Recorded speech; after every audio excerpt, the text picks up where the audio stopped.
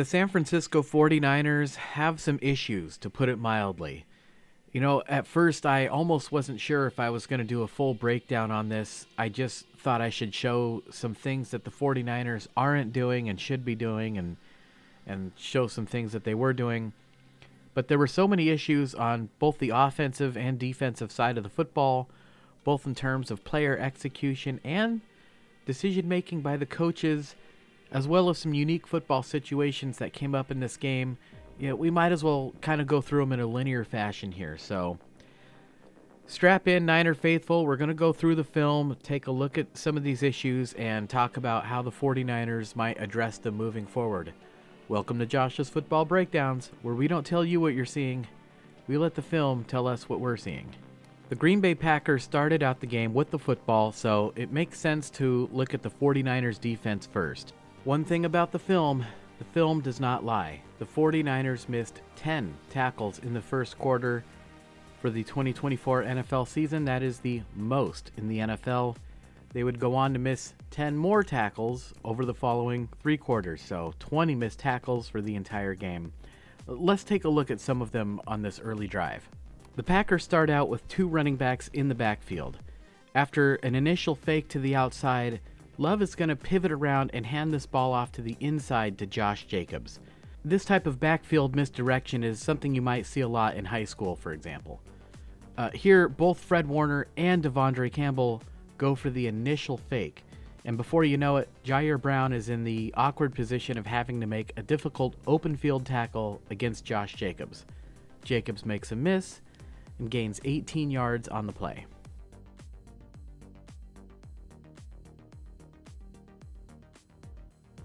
Just moving quickly through these here, again Jacobs would get the handoff, and again it's the safeties for the 49ers that have to clean up the play.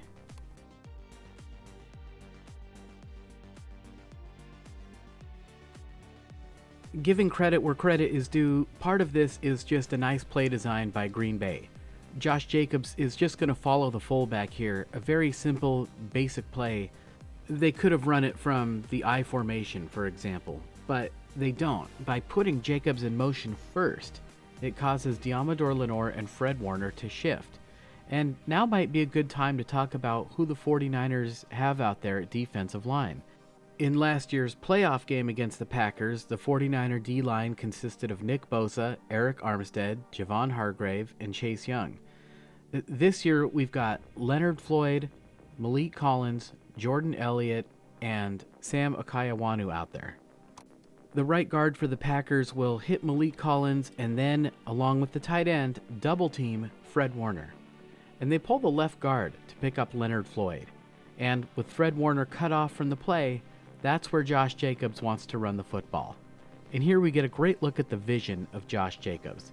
He's just reading Devondre Campbell here. If Campbell comes to the inside to fill the hole, he can always bounce to the outside. If Campbell stays to the outside, which is what happens on the play, Jacobs just follows his blockers right up the middle.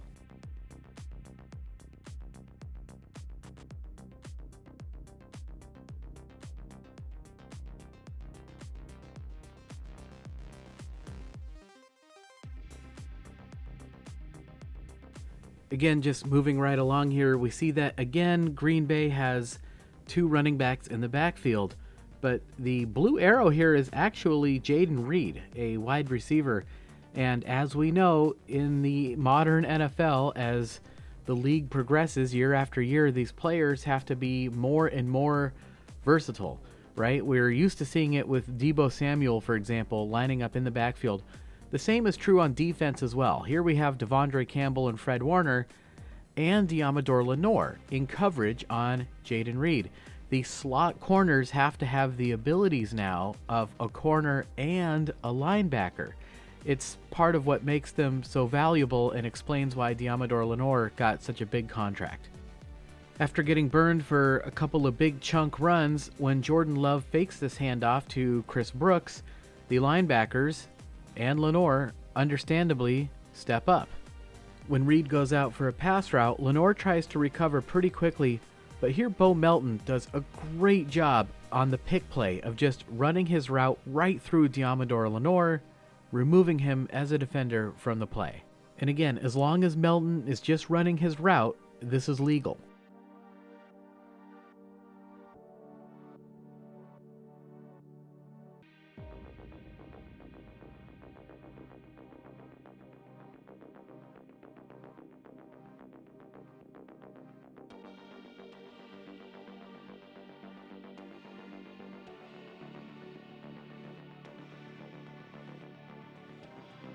Here we would see another creative play with the right tackle, Zach Tom, out in space, allowing Leonard Floyd a free rush at Jordan Love, because this is going to be a screen to the tight end, Tucker Kraft. Now, ordinarily, while we certainly do see tight end screens, we're used to seeing these guys, block for the running back on the running back screen. Here, Green Bay sends Brooks deep, taking Devondre Campbell with him. Nevertheless, Malik Mustafa recognizes the play and breaks on it, but Tom is able to get enough of him, and Kraft is able to find his way into the end zone for a touchdown.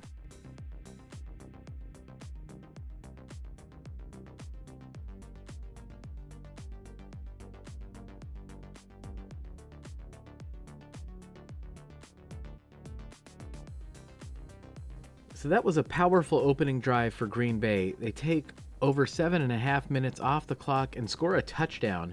But now the ball is in the 49ers' hands, and the officials did not have a great game today.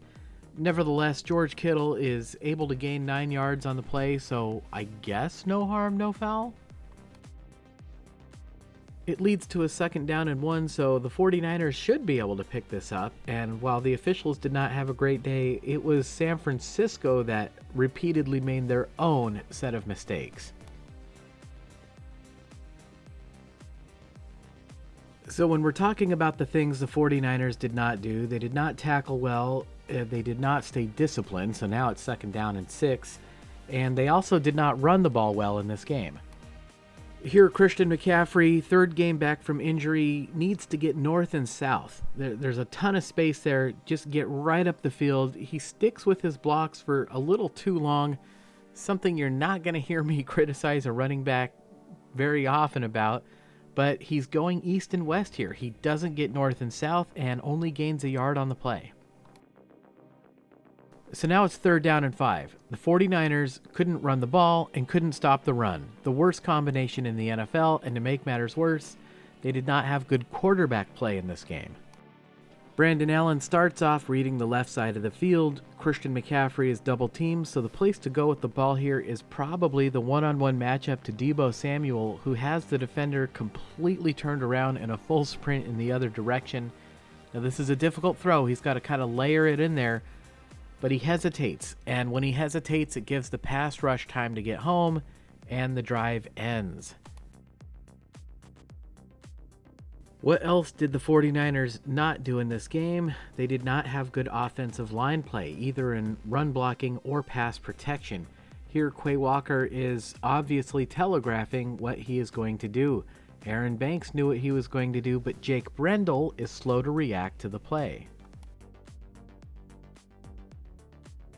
And I love what Quay Walker does here. He just obliterates Dominic Pooney, and this allows Kenny Clark to take the opportunity to try to get to the inside. Brendel just grabs Kenny Clark by the helmet.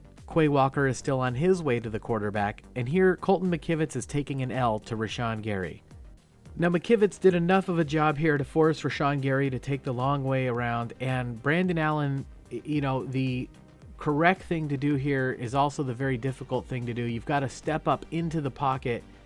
It's really hard because your natural instinct is to try to run away from the pass rush, and that's what he does at first, and then realizes, oh, I need to step up.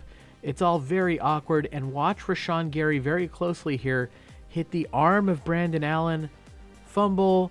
Now the 49ers recover it, but again, the drive is over.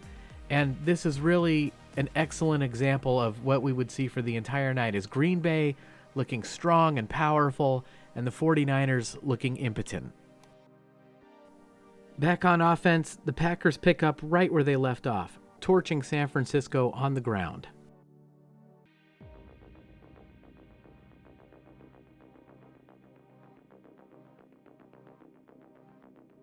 And really, it's just the same basic concept here for Green Bay. They use the tight end to cut off Fred Warner. They pull the left guard to pick up the defensive end. And they hand the ball to Emmanuel Wilson this time. The Packers really making use of all of their running backs here. And we're going to talk about that aspect of football too, is these teams utilizing the running backs that they have on the roster.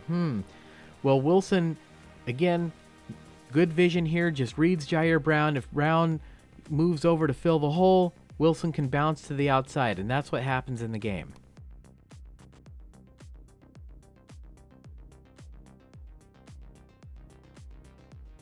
The play would lead to a Brandon McManus 51-yard field goal attempt, and it's a long one, but he knocks it through, putting the Packers up by a score of 10-0.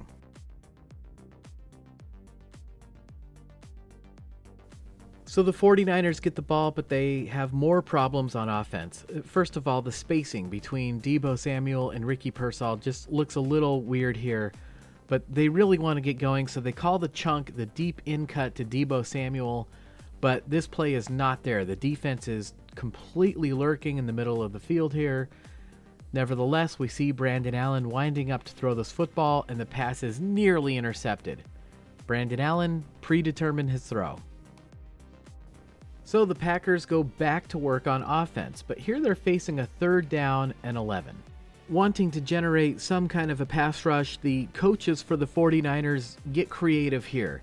Now this play does not work defensively, but I'm actually not so mad about this one. In fact, I think it was a nice try. All right, what am I talking about here? What I'm saying is it's been hard for the 49ers to get pressure with their pass rush, especially without Nick Bosa. So how do you handle that as a coach? Well, you could call a blitz. The 49ers do not have a wide variety of blitz packages that are well practiced. And the reason for this is because their whole strategy is to get pressure with their front four, which they've generally been able to do with Nick Bosa over the years.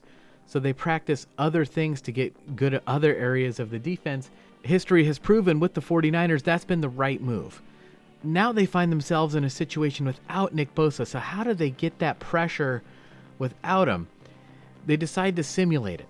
They bring Fred Warner and Devondre Campbell up to the line of scrimmage and Malik Mustafa as if they're going to blitz. And at the snap, they drop back into a zone. Now, one thing about when you simulate the pressure and then try to drop back, it does create a few little quirks that are kind of jumping out at me here. So, I mean, let's just talk about them. The Packers do have to get all the way to the 39-yard line. So I would like to see Devondre Campbell kind of set up there, set up 2 or 3 yards deeper. On the opposite side of the field, because the 49ers are in a zone, we also see Diamador Lenore sitting up. And this means that it's Fred Warner that has to carry Reed deep down the middle of the field. And ordinarily, this would be a negative, but here we see Fred Warner. You're not going to see many linebackers able to keep pace with a wide receiver like this deep down the middle of the field. Another impressive play from Fred Warner. But turn your attention back to the near side of the field. Renardo Green knows that he doesn't have safety help. He has to stay deeper than the deepest man that he's responsible for. Why doesn't he have safety help? Well, remember the 49ers dropped Malik Mustafa down. The end result of all this is when Romeo Doubs comes across, there's no one there in the middle of the field.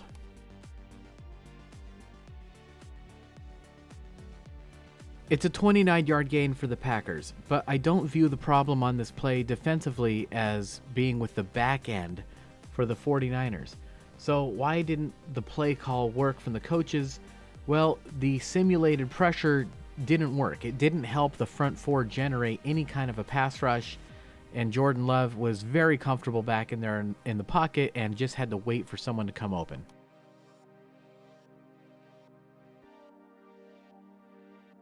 After making sure the all-22 cam is functioning, we pick up the Packers drive 2nd and 7 at the 10-yard line. And here we would see a very interesting sequence of plays. If you look up top, we can see that there's a 12th 49ers defender trying to get off the field. Why was he coming off the field late? Well, the Packers substituted on offense. By rule, the officials have to allow the 49ers to substitute on defense, but that didn't happen. The officials apparently didn't realize that Green Bay had substituted late, and so they incorrectly did not allow the 49ers to substitute and then penalize them for having 12 men on the field, meaning this interception didn't count. And of course, my initial reaction is, wow, what a terrible mistake by the officials. They cost the 49ers what would have been a huge interception. Well, sort of. What do I mean by sort of? Jordan Love knew he had a free play. He saw that flag. He knew that the 49ers had 12 men on defense. This was something that the Packers had planned and took a shot knowing he had a free play. Without that, he probably would not have taken that chance and thrown the interception. This is why I say, although the officiating was bad in this game, it did not cost the 49ers the victory. The 49ers made their own mistakes. And on the very next play, perhaps a little bit discombobulated from the previous play, the 49ers legitimately this time accidentally lined up with 12 players on the field, and this would be another penalty. So now the Packers have first and goal at the 1, and they would punch it in with Josh Jacobs.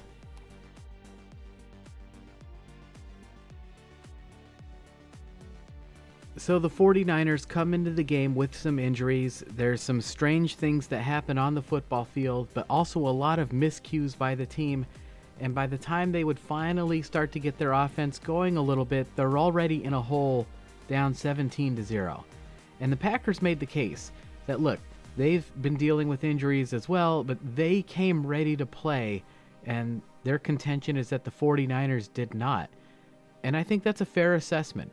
You really have to be crisp and ready to go in the NFL from day one. Otherwise, you find yourself on the road down 17-0 with a backup quarterback behind in the playoff race. They are still the San Francisco 49ers. They have a loaded roster and Kyle Shanahan on the sideline, and they would do some good things in this game. So let's take a look at this drive. They put Ricky Pearsall in motion, and we do see the linebackers shift, but nobody goes with Pearsall, telling the 49ers that the Packers are in a zone defense. And the 49ers attack the zone with a classic tactic, running 2 receivers into the area of 1 zone defender.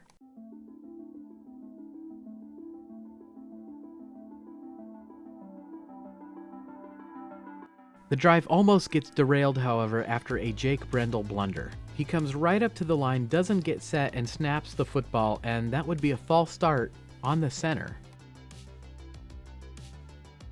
Sensing that the game was on the cusp of getting out of hand, Kyle Shanahan tries to salvage the situation by reaching deep into the playbook.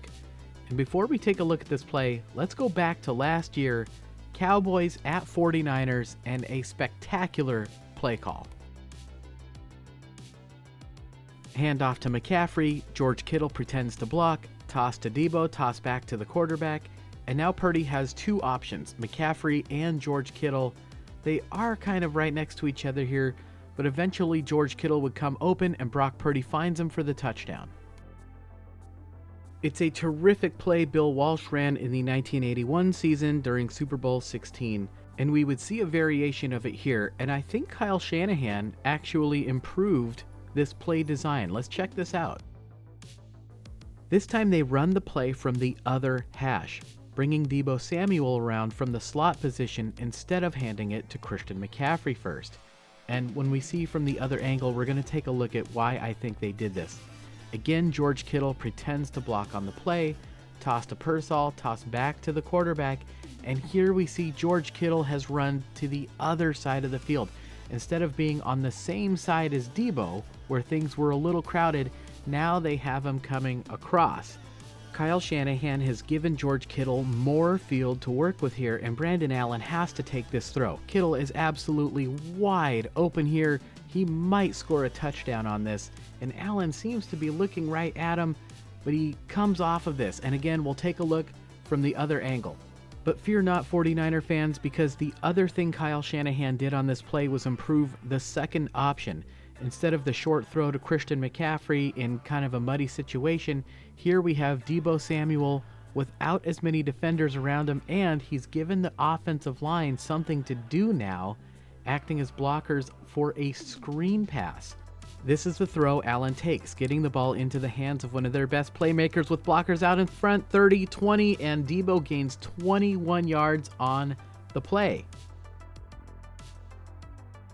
And from this angle, we see it's the motion of Deebo Samuel that really helps to move the defense. And then when he tosses it to Pearsall, we see it looks like a standard reverse. All the defenders change direction, ignoring Deebo Samuel. And oh, by the way, George Kittle has snuck past your entire defense. I think this is why they brought Deebo in motion instead of just handing the ball off to Christian McCaffrey. Now again, Brandon Allen seems to be staring right at George Kittle here. He stares at this for a good minute and then turns to Deebo. So I don't think that he predetermined his throw on this play. I think he simply turned it down.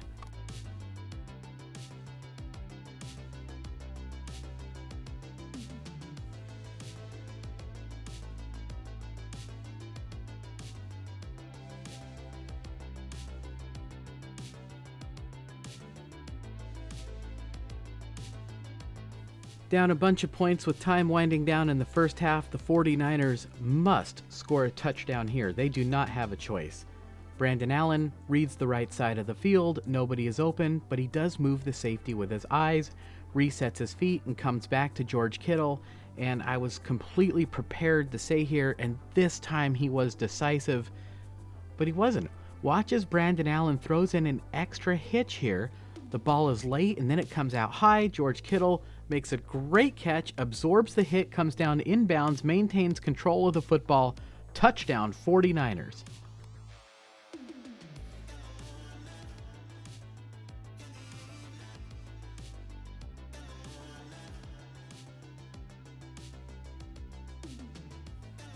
On a day where many players and coaches didn't seem to show up, George Kittle had a great game.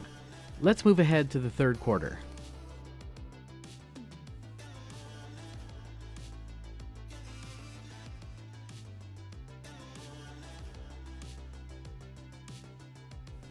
Needing a spark, the 49ers put Deebo Samuel back deep to return this football.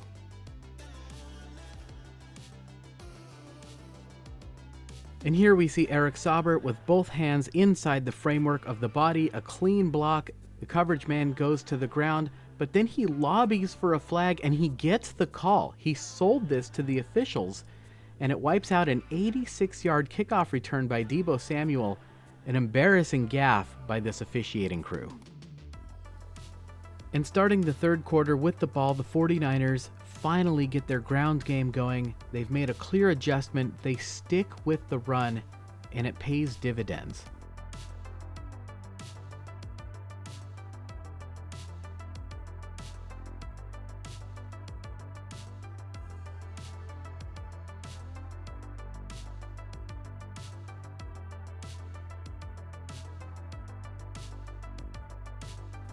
And then on this particular run, we would see Jordan Mason go for a 16-yard gain. Now, Mason had 2 carries at the very end of the game to run out the clock.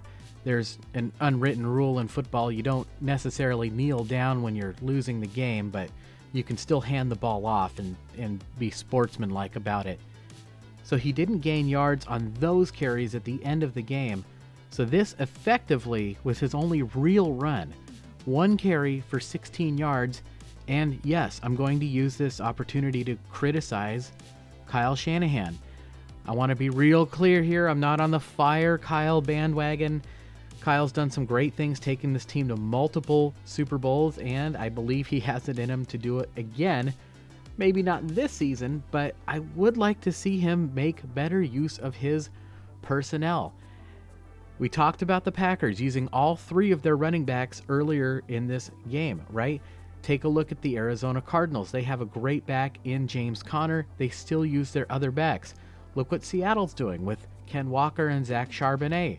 Why aren't the 49ers taking advantage of Jordan Mason's tremendous abilities and putting together what could be a formidable 1-2 punch with him and Christian McCaffrey? It's a complete change of pace from each other. I get it. He can't play third downs. He doesn't pass protect. I understand that. There's ways to work around that. In my opinion, Jordan Mason is being underutilized. Christian McCaffrey is getting hammered with all these carries coming back off of injury, and he is ineffective right now. That's the bottom line. No, I'm not saying that Jordan Mason is better than Christian McCaffrey. We know that McCaffrey has MVP potential. each and every season. Right now, coming off of injury, no training camp, he has been ineffective. 2.8 yards per carry. Get Jordan Mason involved in the game more. All right, now that rant is over, let's talk about the actual play. The 49ers seem to stumble upon something in the second half here, using their best offensive lineman available for this game, Dominic Pooney, the rookie right guard, to block the left defensive end for the Packers. And we're going to see this multiple times. Here they do it on the run. And similar to what we saw with the 49ers earlier in this game, when Packers defender Xavier McKinney runs to fill the hole, it allows Jordan Mason to bounce to the outside. I also want to make sure I highlight rookie wide receiver Ricky Pearsall getting involved with the run blocking here. And after what was a great start to this drive, I think the 49ers start to get it wrong here. And again, I'm going to criticize Kyle Shanahan. You know, they finally got things going with their ground game. What a blessing to have with a rookie quarterback. And instead, the 49ers would completely, as we've become used to here, abandon the run and call 4 consecutive passing plays. On this one, Aaron Banks gets smoked, Brandon Allen is hit as he throws, and the pass falls incomplete, bringing up second down.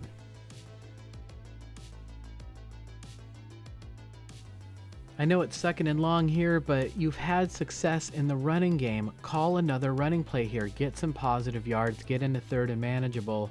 Kyle takes to the skies again. I really think this is a mistake. He does go for a similar concept, calling for the quick pass, and he does have Juwan Jennings open, but Brandon Allen misses him to the inside. Jennings snags it, but it's only a gain of 2 yards, bringing up 3rd and 8.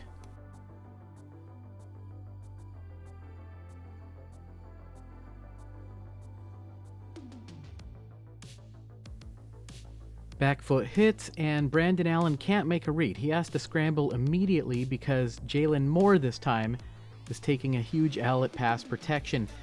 And we might as well talk about the offensive line and the 49ers strategy there under Kyle Shanahan and John Lynch.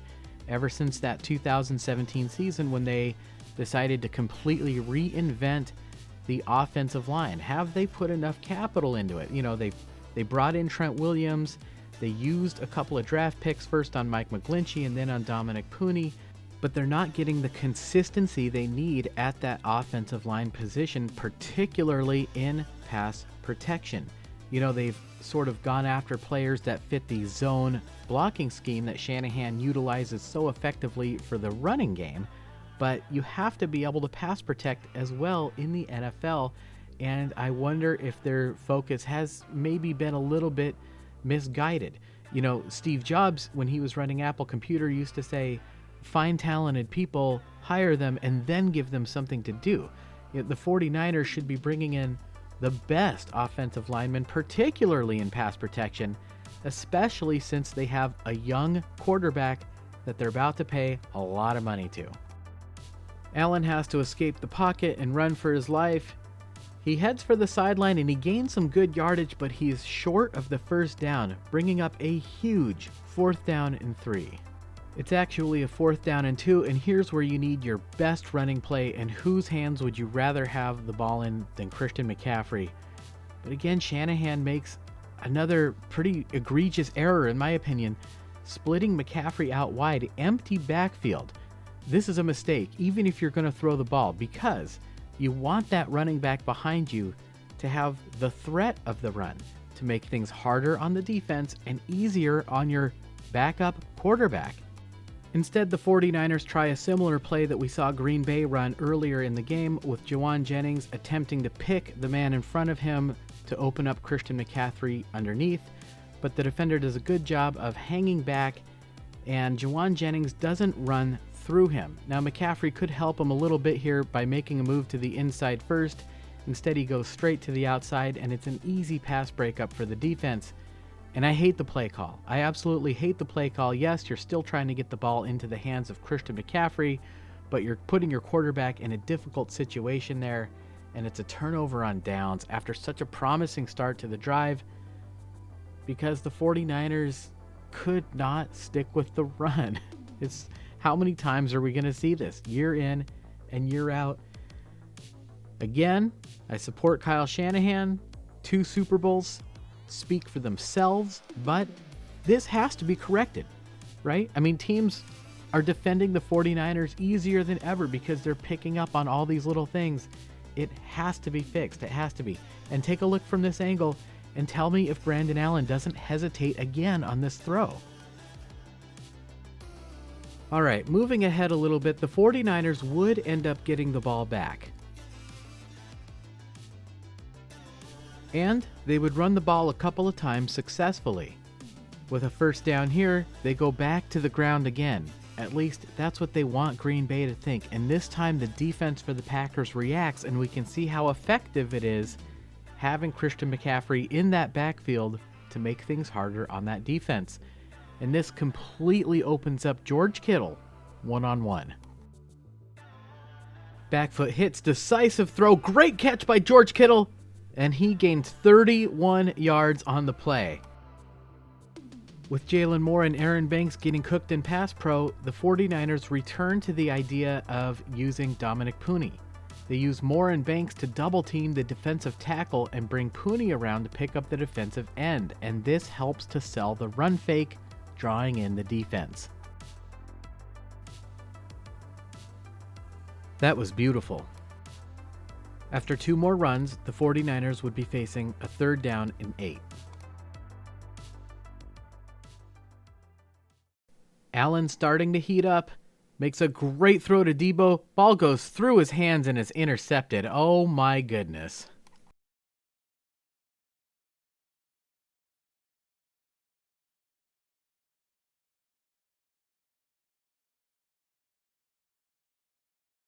And you just have to wonder what is going on with Debo Samuel this season.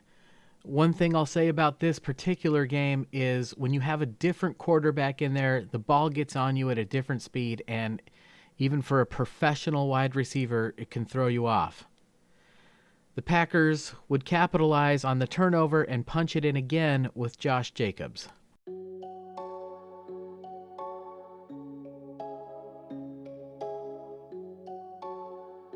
San Francisco goes back to a traditional pass blocking scheme, and Aaron Banks gets cooked again. But Brandon Allen gets rid of the football, takes the hit, and Juwan Jennings comes up with a chunk gain.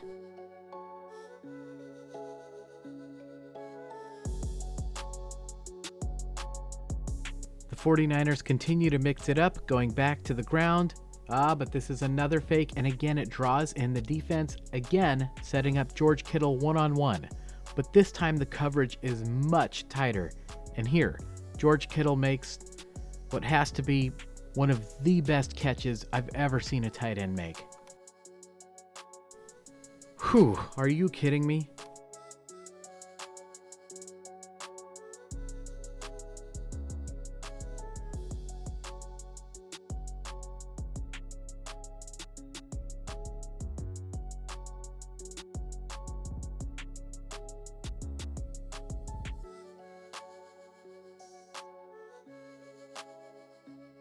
And once again, the 49ers have Jalen Moore and Aaron Banks move to their right, and they use Dominic Pooney to block the defensive end.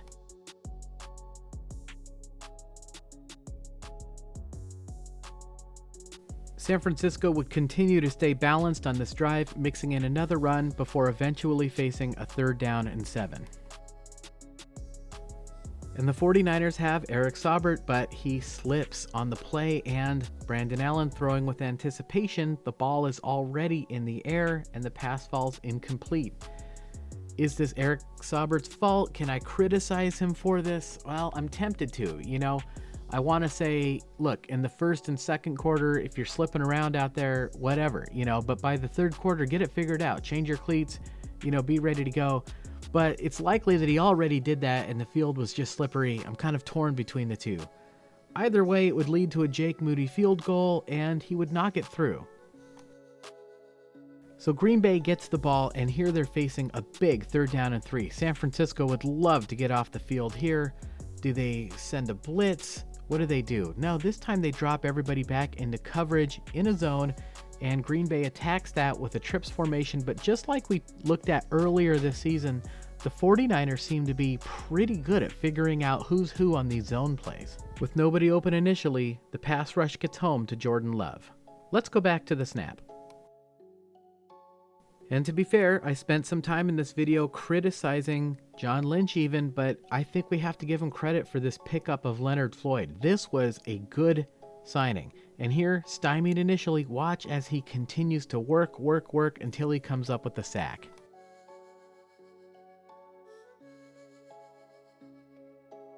So things were looking pretty bleak in this game, but here with 12.5 minutes to go, the 49ers down 24-10, that's 2 touchdowns, but there's plenty of time. You score, you get a stop, and then you have plenty of time for another score. The 49ers are absolutely in this ballgame. They fake the handoff to Christian McCaffrey. Again, it sucks in the defense, but this time the pass rush gets home to Allen, fumble, and the Packers recover, and that would be a devastating turnover.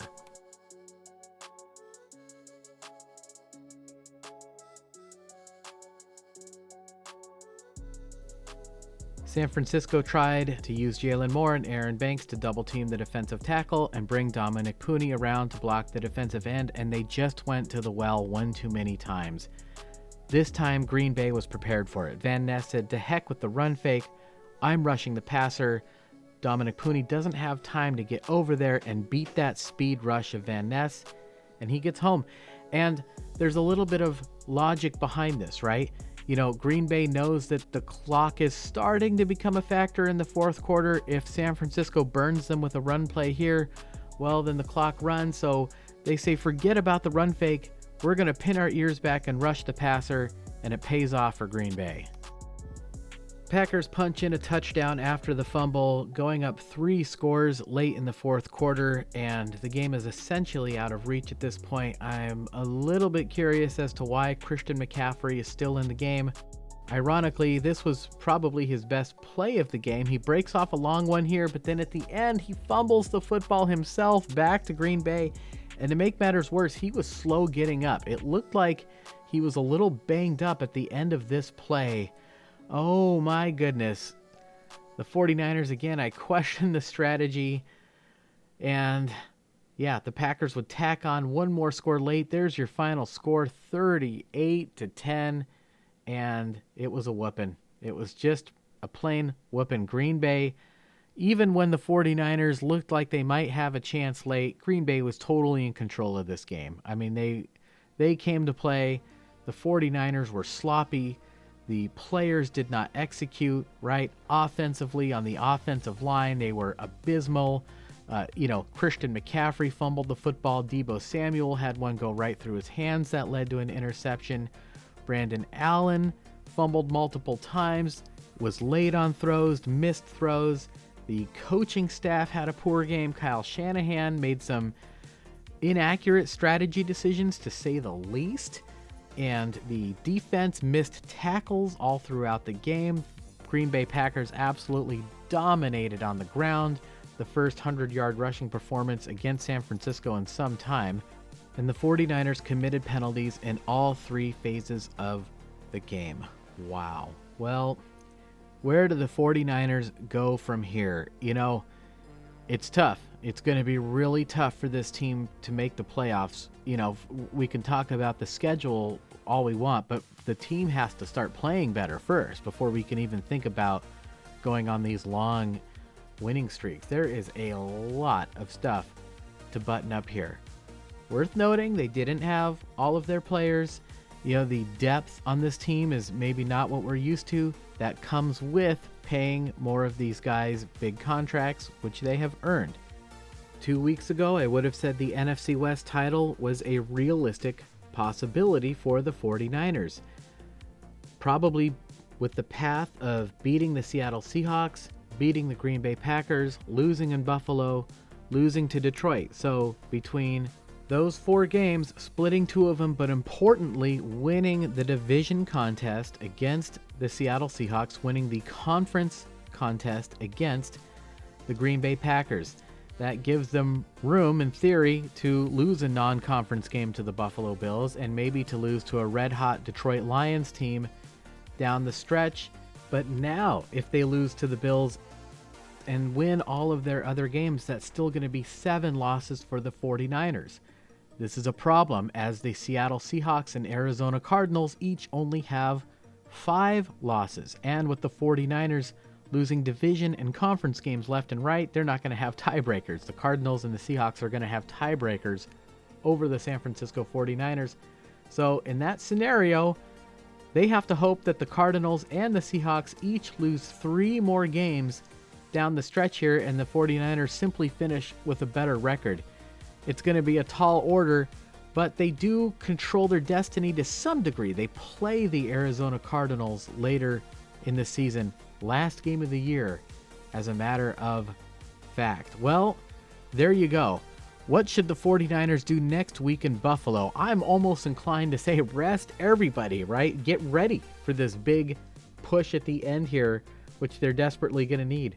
Don't bring Bosa back early if he's not ready to go. If Kittle wants another week off, hey, the guy's earned it. Same thing with Brock Purdy and his shoulder. Don't bring him back early if he's not ready. The 49ers have activated the practice window for Dre Greenlaw. I do not expect him to play, particularly on the artificial turf at Buffalo. I think if anything, he'll play the following week. All right, look, I know it's been brutal, you guys. This was tough tape to look at. The 49ers have a lot of corrections they need to make. It's all here. It's all on the tape.